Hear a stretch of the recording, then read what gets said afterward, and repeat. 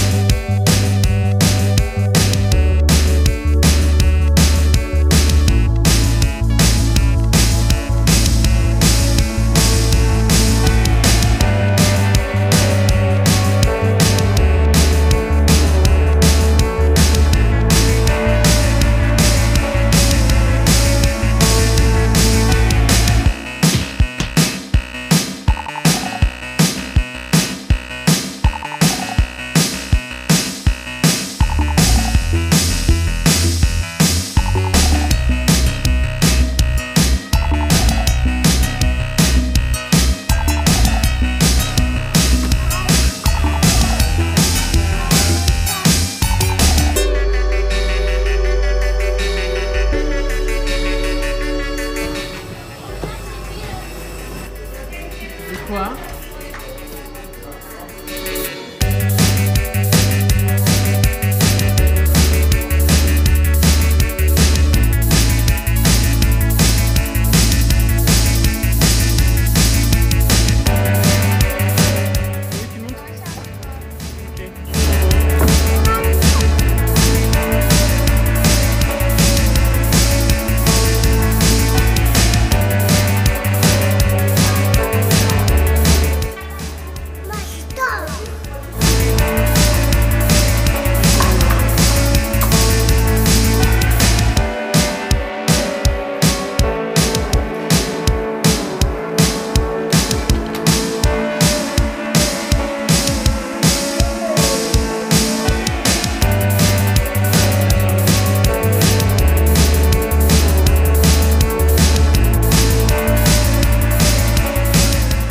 Je suis bien arrivé donc à Chiang Mai, on s'est installé donc dans notre Chiang Mai, je sais même pas comment est-ce qu'on le dit en français.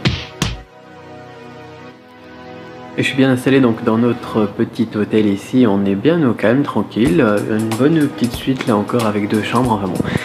C'est la classe, je vous ai pas mis de film sur la route ici parce qu'il faisait un petit peu gris et parce que sinon ça faisait un petit peu long aussi de vous filmer toute la journée. Et par contre il fallait qu'on parle de quelque chose d'important aujourd'hui. Je vous avais parlé hier de mon process simplissime pour trouver des business qu'on va dire donc rentables. Et je vous disais qu'aujourd'hui on avait parlé de la première chose, c'est-à-dire des audiences, le choix des audiences, comment trouver des audiences bien qui vont être rentables, qui vont avoir envie d'acheter vos produits avant même que vous les ayez créés. Alors là aussi à l'intérieur de cette étape, j'ai 5 étapes. Donc on a les étapes audience, ensuite offre, ensuite validation. Donc pour l'audience. À l'intérieur de l'audience, moi j'ai 5 étapes, encore un process. Vous savez que j'aime bien les process, hein. À chaque fois je fais jamais les choses donc au hasard. Et donc on a 5 étapes et il y a dans ces 5 étapes, il y a la deuxième, c'est la deuxième que je voudrais évoquer avec vous notamment, qui est vraiment un game changer, qui fait à chaque fois, voilà, les gens ils disent mais c'est tellement logique au final de travailler comme ça que voilà, enfin faut que je vous en parle aujourd'hui. L'idée c'est quoi? Ça va être eh bien tout simplement de choisir des thématiques, d'accord, des grands segments de marché, des gros marchés, je sais pas moi, le domaine de la musculation par exemple, le domaine du voyage, le domaine du travail, quelque chose de très très général, une méga niche par exemple, une super niche, et à l'intérieur de ça, eh bien de retrouver tous les petits problèmes du quotidien, les emmerdements du quotidien et les gros problèmes au final, tous les problèmes, toutes les choses qui énervent, voilà, les choses qui vous énervent par exemple, je sais pas moi, au quotidien, ce qui vous arrive, moi j'ai des exemples qui sont arrivés aujourd'hui qui me viennent en tête là maintenant, je vais vous en parler juste après, mais par exemple, j'en avais déjà parlé moi donc dans le domaine du voyage et des hôtels, c'était le cas d'ailleurs encore une fois à l'hôtel Pullman à Pattaya, c'est la buée sur la vitre le miroir dans la douche après avoir pris cette douche, alors que vous le savez sûrement si vous êtes un homme en tout cas, que le meilleur moment pour se raser c'est après une bonne douche bien chaude, et là on a moins d'irritation et tout ça. Et le problème c'est que après une bonne douche bien chaude, la plupart du temps, que ce soit à la maison ou dans les hôtels, et bien le miroir il est plein de buée, et ça c'est énervant parce qu'il faut passer un coup de sèche dessus, parce qu'il faut mettre avec du produit dessus, parce qu'il faut passer un coup d'éponge et c'est tout dégueulasse dessus, etc. Et là on a un business, et j'en avais déjà parlé donc de ça en fait, c'est pas méga énervant comme problème, mais c'est énervant. Et je vous avais donc déjà dit que une personne, donc j'en ai parlé il y a quelques années, proposait ça aux hôtels justement, des systèmes anti-buée avec une petite plaque chauffante. J'en avais parlé dans une formation peut-être il y a quelques années, avec des petits éléments en fait derrière le miroir qui font que ça réchauffe le miroir, et du coup la buée elle ne tient pas dessus, un peu comme on a les bandes sur les vitres arrière des voitures, des choses comme ça. Et voilà, là il y a un business au final. Je vous parlais aussi il y a quelques jours, il y a 2 jours exactement, du montage vidéo. Le montage vidéo pour des travailleurs nomades, pour des youtubeurs ou des choses comme ça, c'est souvent une plaie, c'est souvent une corvée. Au début on le fait 1 mois, 1 an, 2 ans éventuellement, et puis on y prend du plaisir parce qu'on apprend en même temps, etc. Mais ensuite on se rend compte à quel point c'est chronophage et qu'il y a des gens qui le font mieux que nous, il y a des gens pour qui bien c'est le métier. Et là on se dit tiens, ça serait intéressant, voilà, que moi j'ai ce truc qui commence à m'énerver, qui commence à me peser, et bien tout simplement de le déléguer. Et là je donne mon argent, mais je suis content de le donner à mon monteur, d'accord. J'ai embauché un monteur pour faire mes vidéos et je suis content de le payer. C'est aussi ça en fait le secret que vous allez découvrir quand vous allez bosser avec cette méthode que je vous enseigne moi donc ces jours-ci, c'est que on n'est pas à essayer de vendre avec des techniques de persuasion dernier cri ou le super outil secret à 300 $ par mois qui va vous permettre de vendre un char d'assaut au pape par exemple. Non, on n'est pas sur cette logique là de manipulation, de persuasion vraiment contre le gré souvent, de piéger le client, etc. Non, on lui rapporte quelque chose pour lequel il est content de payer, et ça c'est génial. Mon monteur, c'est génial qu'il propose ce service-là aux youtubeurs, aux travailleurs nomades, etc. Parce que les gens sont contents de payer pour cette solution à un problème qui commençait à les agacer de plus en plus. Les hôtels, ils sont contents de payer le pote là qui leur propose donc des solutions pour rendre la vie de leurs clients plus agréable. Ils pourraient pas faire ça eux-mêmes, ils pourraient pas passer le temps à développer un truc comme ça.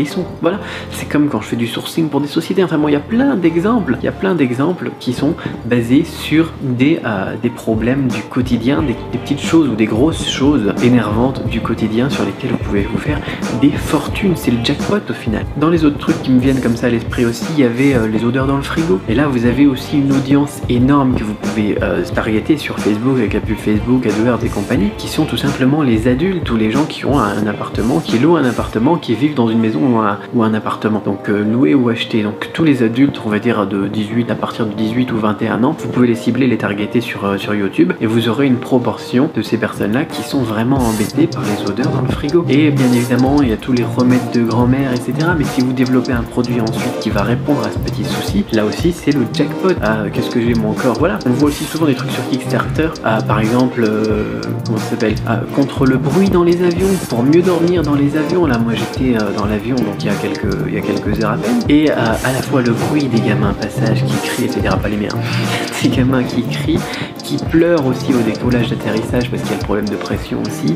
Les odeurs corporelles aussi de mon voisin d'à côté. On aimerait bien avoir des solutions et il existe déjà d'ailleurs certaines solutions, mais on serait prêt à payer pour en tester d'autres encore, même si elles sont pas forcément efficaces. Il y a un truc, une série que j'aime bien aussi, c'est Mythbuster aussi. C'est marrant de voir à quel point les gens ils essayent des choses pour voilà, essayer de résoudre des petits problèmes du quotidien, essayer de la vodka pour les odeurs de pied, essayer de le gingembre pour les maux de mer, etc. Et vous pouvez arriver avec de nouvelles solutions, de nouveaux produits qui marchent mieux peut-être, ou qui sont alternatifs, qui sont une autre solution. Enfin bon, je vais pas vous développer aussi toute ma vie et tous les problèmes que je rencontre dans mon quotidien, mais déjà vous avez déjà 5 idées comme ça qui sont comme ça en une journée pour une petite vidéo et qui sont des business sur lesquels on peut se faire des dizaines, des centaines, des millions d'euros. Vous pouvez le voir sur Kickstarter d'ailleurs avec le truc des avions, on en a plein souvent. Donc ce qu'il faut faire, vous de votre côté, parce que moi quand je donne des exemples, les gens ils disent ouais Cédric il a le truc comme ça, il voit des problèmes, il voit des business partout, il est content.